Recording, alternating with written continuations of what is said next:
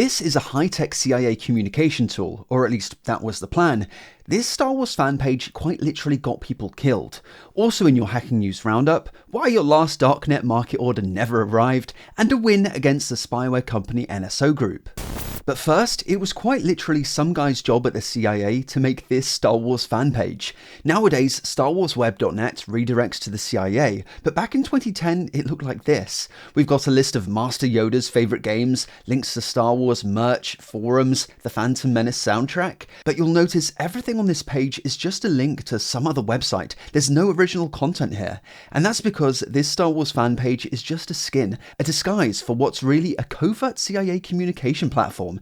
It's part of a whole network of websites that the CIA was using to communicate with their informants in hostile countries. An informant would be assigned a certain website as their go-to, then whenever they needed to communicate with their CIA handler, they'd load up their allocated website and type a password into the search bar, which would bring up a secret chat box. The CIA was using these whimsical websites to communicate with their informants up until 2013, and we have known about this for a couple years. I made a video on it a while back, but there have recently been some developments. Back when Reuters blew the lid on this in 2022, only a few of these covert communication websites were known about, but there were thought to be hundreds out there. The trail went cold until recently when a security researcher, one Ciro Santilli, took up the challenge. He discovered that in putting together their supposedly covert communication network, the CIA's OPSEC was unforgivably sloppy, even more so than originally thought.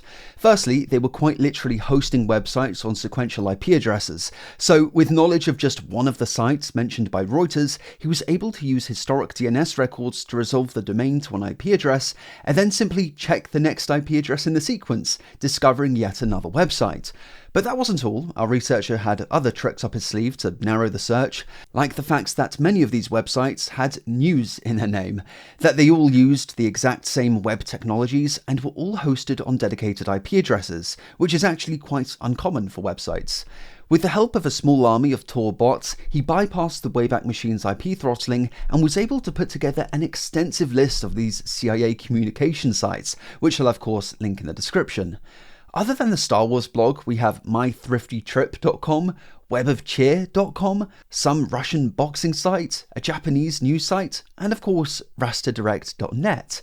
And whilst this is all admittedly very funny, people's lives are on the line. I mean, combining a communication network used by informants living in hostile countries with horrifically sloppy OPSEC just can't end well, and unfortunately our researcher wasn't the first person to connect the dots. In 2011, Iran announced that they'd broken up a CIA spy network arresting 30 informants, with apparently some of those guys eventually being executed. Later, the New York Times reported that between 2010 and 2012, Chinese intelligence killed at least a dozen CIA sources. Only years later have both of these events been linked to these sloppily put together websites. But one website that isn't sloppily put together is that of today's sponsor, DeleteMe, the guys who help you claw back your data from the internet's biggest creeps, data brokers. These bottom feeders scrape the internet for your personal information, slowly building a profile on you before selling it off to anyone willing to pay. We're talking law enforcement, insurance companies, sometimes scammers. Oftentimes, you only find out who has your data when they suffer a data breach, and it's leaked online for the world to see. But the good news is there is a solution. It's called DeleteMe and it works like this. Just complete a quick profile so DeleteMe knows what to look for, then they'll scan hundreds of data brokers and within 7 days compile a personalized report detailing what they found. But more importantly, they'll request removal of your data on your behalf. And so long as you're a member, DeleteMe will continually check in on data brokers and regularly create new reports. DeleteMe is giving you guys 20% off their eligible plans with my link in the description, and DeleteMe is international, serving multiple countries. Just make sure to click the correct link in the description to take back control of your data today. Next up, an experimental segment that for now I'm calling What Have the Feds Been Up To This Week? Let me know if you have a better, more eloquent name in the comments. Firstly, if you're wondering why your last order from Archetype never arrived, I have some bad news for you. The Feds have revealed their latest international law enforcement operation targeting dark web markets. This time, the chief pun officer at the FBI came up with the name Operation Raptor. The Feds used intelligence from their takedowns of the now dead dark web markets Nemesis, Tortador, Bohemia and Kingdom to make 270 arrests in 10 countries, seizing hundreds of millions of dollars in cash and crypto, 180 guns, and of course, drugs. Lots of drugs. The FBI have given us a video of an early morning raid targeting a dark web vendor that went by the name Joy Inc. These guys were one of the oldest dark web vendors out there. The feds grabbed their drugs, phones, and their stamps, which actually play a big part in how they were caught. For more on that, I highly recommend watching Sam Bent's podcast on these guys. Well worth your time, and I'll link it below. Also in Fed activities, the US has unsealed charges against the alleged leader of QuackBot. QuackBot is a malware operation that, by cybercrime standards, is ancient. Having been around since 2008, it's evolved over the years from low-profile malware just designed to steal banking credentials to a massive malware-as-a-service operation used by high-profile ransomware gangs to deploy their malware. And now, after 17 years in business, a certain Russian national has been accused of masterminding it. But regardless of the charges, Rustam is for now untouchable, safe in Russia, well, unless he takes a holiday to a country friendly with the United States.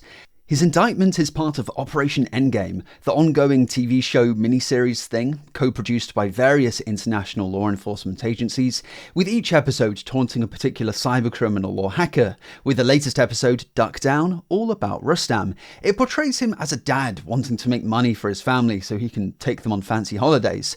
But eventually the feds catch up to him, giving the guy a choice between a happy life with a clean slate or his current life as a cybercriminal, and I think it's clear which option he went with.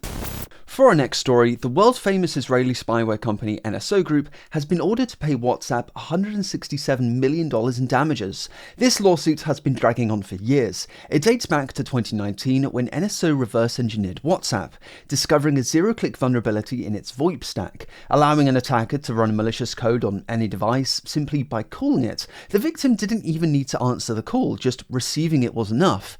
NSO Group monetized the exploit by adding it to Pegasus, their world-famous spyware suite that allows total access to everything stored on a victim's device, as well as the ability to turn on the camera, access microphones, track the victim via GPS, everything you might expect from an all-in-one spyware solution. NSO sold Pegasus to intelligence agencies all over the world, who used the WhatsApp hack to target roughly 1,400 phones belonging to journalists, diplomats, and activists. However, it wasn't long till WhatsApp discovered the mischief and Zuck unleashed his lawyers on NSO, sparking a lawsuit lasting years. In 2024, a judge found NSO liable for hacking, but more amusingly, breaching WhatsApp's terms and conditions, that NSO, maybe like the rest of us, probably didn't bother to read when they signed up for their accounts. And now, WhatsApp has been awarded $167 million in damages, way more than the tens of millions that was predicted. Typically, when tech companies are fined, we're very used to seeing cash values that are pretty underwhelming, but this is not pocket change for NSO. For context, their annual research budget is $60 million. This is 3 times that, and will only add to all the financial trouble the company has been experiencing over the past few years. During his testimony, the company's CEO admitted, "To be honest, I don't think we're able to pay anything. We're struggling to keep our head above water." Let's assume they are able to pay. Exactly how much of the cash will go to the actual victims of NSO's hacking spree? Well, 0. But WhatsApp has pledged to donate at least some of the money to digital rights organizations. As always, thanks for watching, and I'll see you in the next video. Have a good one.